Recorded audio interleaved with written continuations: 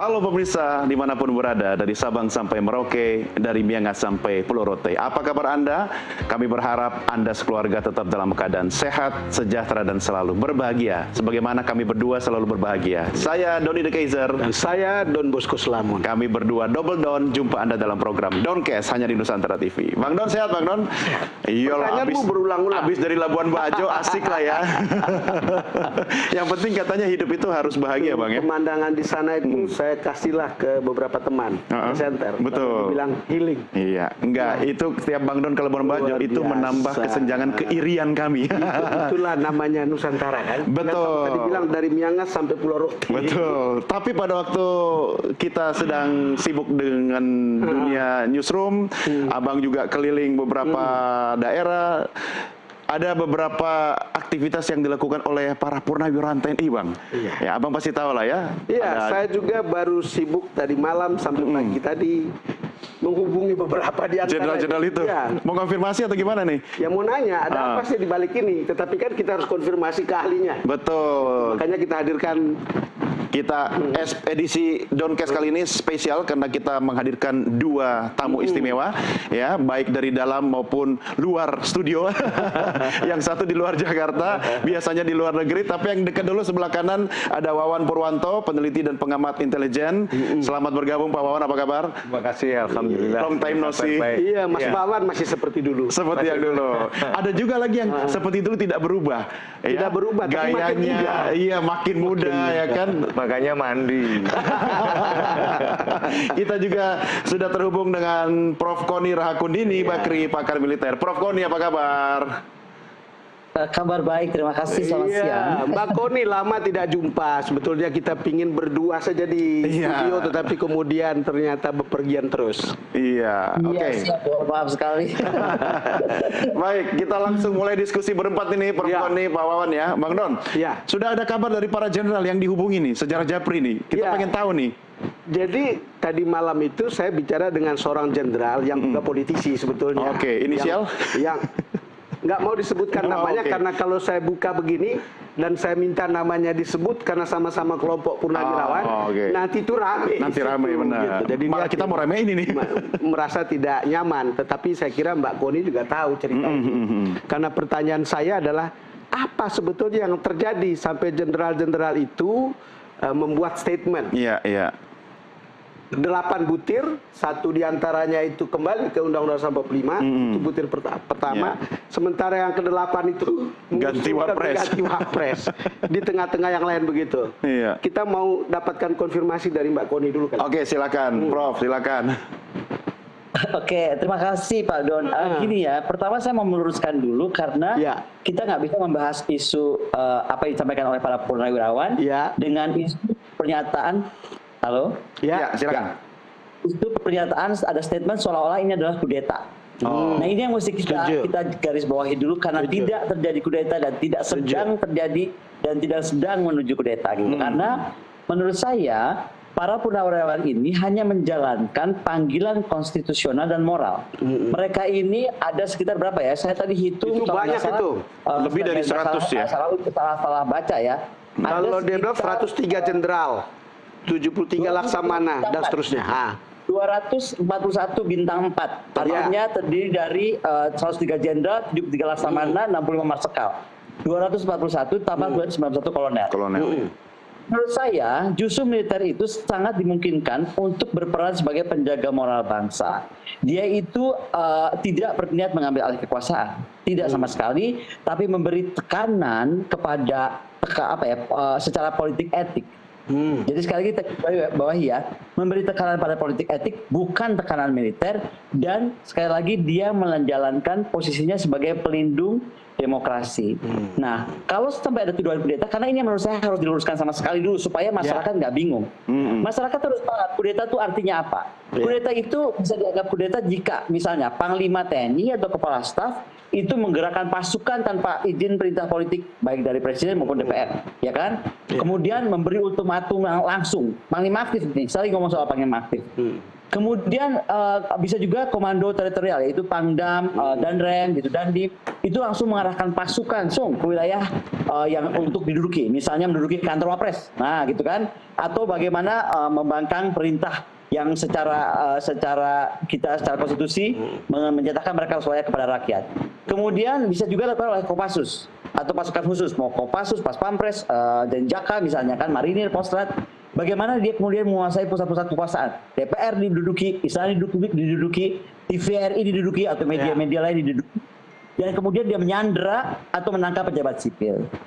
Kemudian BAIS di sini, BAIS itu kemudian misalnya mengatur operasi psikologis. Bagaimana dia membuat disinformasi, menggulingkan pemerintah sesegera mungkin gitu kan. Dan itu bisa dikendalikan dengan misalnya Komdigi diduduki, diambil alih. Nah gitu loh. Oke, Jadi artinya kalau dengar Mbak Koni, ini sesuatu yang menyejukkan bahwa tidak bisa sebesar seperti yang dipikirkan beberapa orang. Jangan khawatir, Iya, ya. jadi Tidak ada pengambil alihan kekuasaan secara paksa begitu ya. Tapi ngapain juga kalau Gudita wapresnya gitu kan? Kalau Gudita mah presiden kali ya, Prof. Bukan, tapi jadi gini, yang mau sedang dilakukan oleh para purnawirawan yang dipimpin oleh Pak Tri, dan kebetulan saya sudah berjumpa dengan Pak Tri, walaupun belum sempat berbicara banyak nih, tapi secara sekilas sudah membahas ini. Militer itu sekali lagi bertindak sebagai purnawirawan yang tadi ya, mereka tuh bintang-bintang 4 gitu ya, bukan lulusnya dengan ijazah palsu, lulusnya juga benar gitu kan. Nah, mereka itu bertindak sebagai suara moral. Mereka belum atau tidak ingin menggerakkan pasukan, dan sekali lagi ini hanyalah intervensi etik tekanan politik. Mungkin contoh, ketika RUU TNI dipeluncurkan saja, saya aja yang akademisi biasa dan tinggal di Rusia, saya berkirim surat resmi dan terbuka kepada Panglima. Itu karena saya concern bahwa ada hal-hal yang harus diluruskan. Apalagi beliau satu mantan wapres, kemudian mantan kepala staf ya kan, ya pasti lebih bisa konkret menyatakan apa sih suara moral mereka itu gitu, yang mereka sangat concern. Ya, baik, betul. Kita ke Pak Wawan. Nah, ini analisa intelijen lain bagaimana nih kira-kira? Pak Wawan melihatnya seperti apa? Ya, kalau di era demokrasi seperti ini, menyuarakan sesuatu itu boleh saja, sah-sah saja, tidak ada masalah.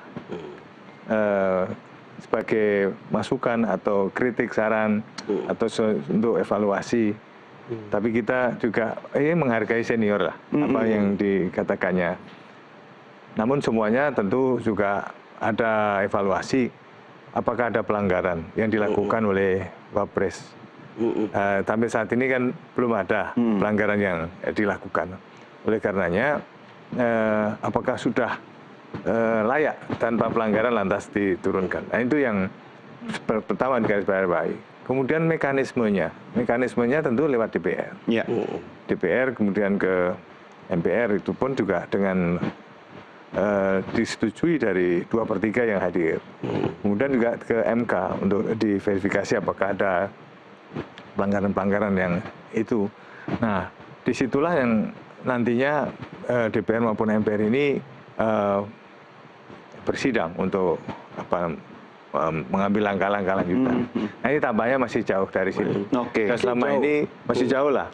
Artinya selama Wakil Presiden tidak melakukan pelanggaran prinsipil dari pelanggaran haluan negara maupun juga perundang-undangan yang ada, tidak melakukan hal-hal yang memang bertentangan dengan etika dari politik.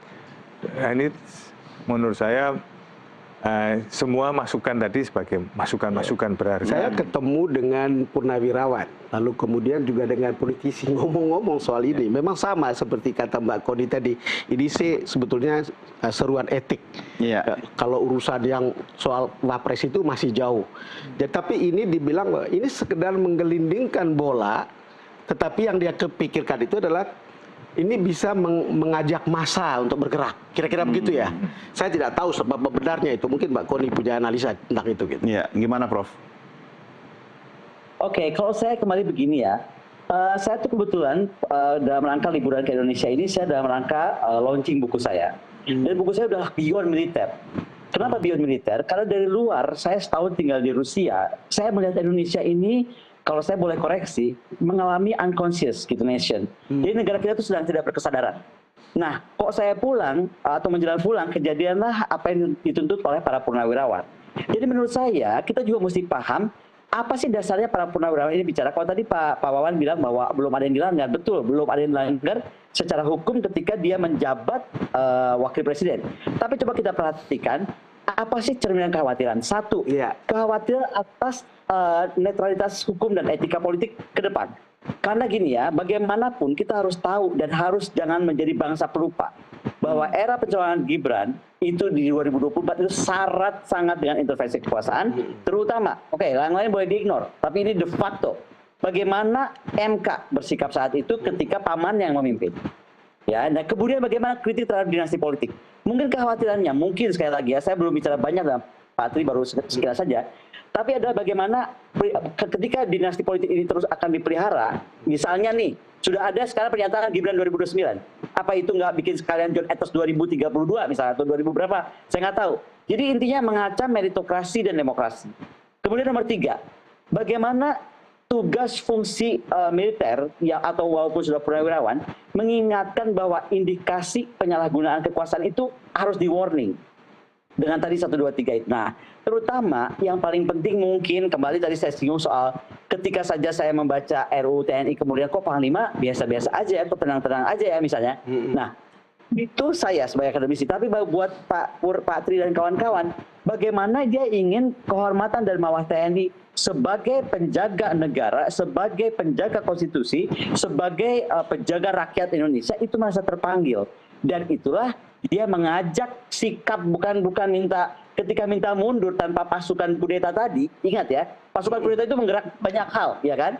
Nah, ketika hanya bilang tolong kamu mundur gitu misalnya, itu menurut saya hanya ajakan sikap kenegarawanan seorang Gibran yang ditunggu sehingga dapat meredam segala permasalahan yang sudah diukur oleh para jenderal, para petinggi yang saya aja hormat, keterlaluan kalau Warpres nggak hormat pada para beliau itu, karena saya aja yang akademisi gitu kan, saya sangat hormat.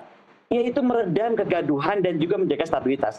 Saya ini sekarang bicara tentang BRICS banyak, bicara tentang bagaimana kawasan Indo-Pasifik ke depan, and so on and so forth.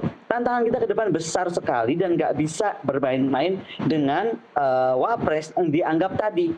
Apakah kurang kompeten?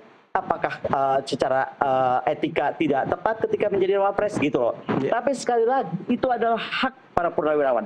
Sama seperti hak saya, sama seperti rakyat biasa juga yang bertanya-tanya ini akan bagaimana ya. Tapi kembali Pak Tri itu dan kawan-kawan tidak melakukan pemutusan komunikasi lewat TV atau radio RRI misalnya. Tidak menempatkan pasukan di titik strategis dan istana, tidak juga melakukan deklarasi darurat militer menggunakan Panglima TNI Agus Bianto dan kawan-kawannya gitu atau anak ke bawahnya, tidak melakukan penahanan pergerakan pemimpin sipil, tiba-tiba misalnya Pak Apres dipindahin ke Kumpang misalnya atau ke mana, kan enggak dilakukan juga. Dan tidak menyatakan bahwa pemerintah sementara diambil alih. Nah, kalau sementara itu semua belum dilakukan, kenapa sih jadi pada parno gitu loh?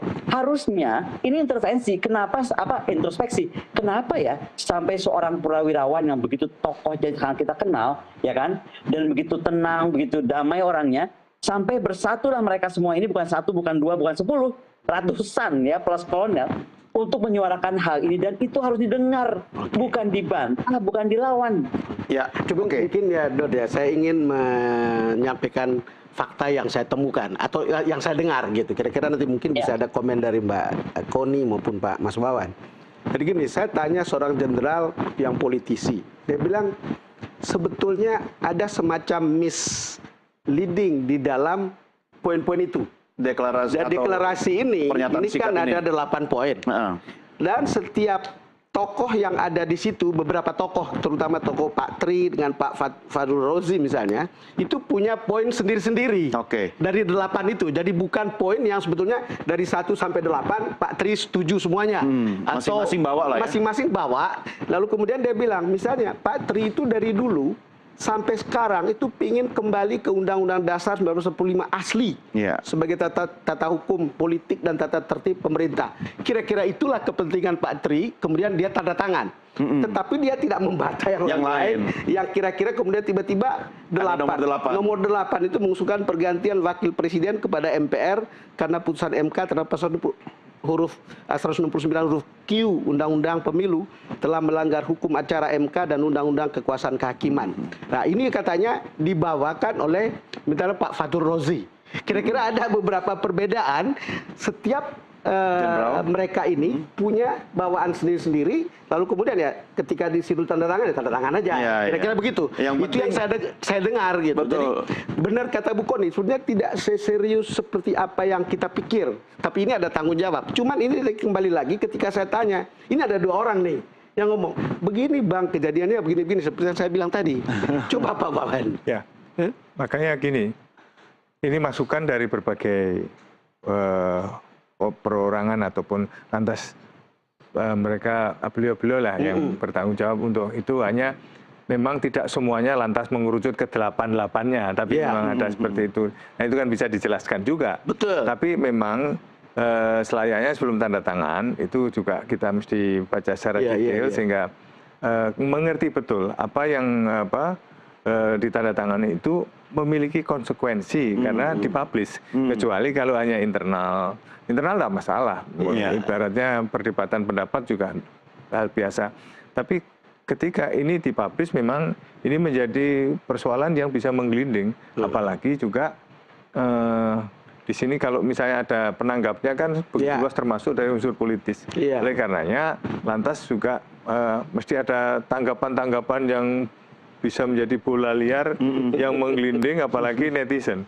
Netizen ini panas. Waduh, seperti itu yang terjadi. Makin panas. Makin panas dan tanggapannya juga beragam, termasuk dalam tanda kutip mungkin ada yang membonceng atau ada yang membonceng. Lah seperti itu. Nah, inilah. Maka kita di era post-truth ya seperti sekarang ini memang sudah harus ekstra hati-hati sebelum meluncurkan sesuatu. Karena impact itu tentu nggak ada input, ada output, ada feedback. Cuma Pak Wawan, ini kan kalau misalnya seperti kata Bang Don tadi itu masing-masing membawa misinya, membawa poinnya satu-satu, dirumuskan, dijadiin satu, ya kan? Selama misalnya saya, Jenderal Purnawirawan, terwakili misi saya, Bang Don, ya udah saya setuju aja gitu. Urusan yang nomor lain mah, ya kata Prof Koni tadi, ini kan soalnya tekanan moral, tekanan etis gitu kan? Atau juga mungkin untuk mengingatkan kita, dulu kan di negara mana itu ada orang yang pejabat nggak pernah baca apa yang dia tanda tangani gitu loh, ya bisa saja kayak gitu kan. Sebetulnya usul, saran atau masukan itu hal yang biasa, apalagi beliau adalah bini sepuh, gitu, para sesepuh. Sehingga intinya adalah keprihatinan, kemudian juga ada perasaan-perasaan apa yang selama ini dipendam sekarang dikeluarkan di dalam berbagai wujud tulisan, meskipun itu tidak sama tapi dari masing-masing terkompilasi. Hanya sekarang setelah ini menjadi istilahnya bola liar, ya tentu kita juga harus menyampaikan itu untuk menjelaskan supaya tidak ada miskomunikasi. Maka perlu komunikasi. Komunikasi yang baik maka akan menghindarkan diri terjadinya miskomunikasi. Termasuk dari para jenderal tadi bisa jumpa dengan Pak Don juga, meskipun tidak mau disebutkan namanya, tapi sebagai seorang jurnalis, cek, recheck, cross check itu sudah saya cek, recheck, lalu kemudian begini Mbak Koni, ada orang yang masih belum move on pada Pilpres dari Pilpres 2024.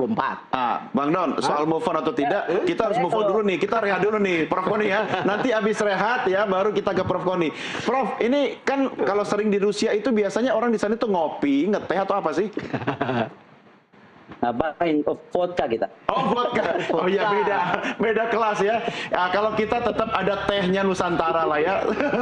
Sambil pemirsa Anda menyiapkan kopi atau teh ya kan, kita akan segera kembali sesaat lagi. Tetap bersama kami di Doncast.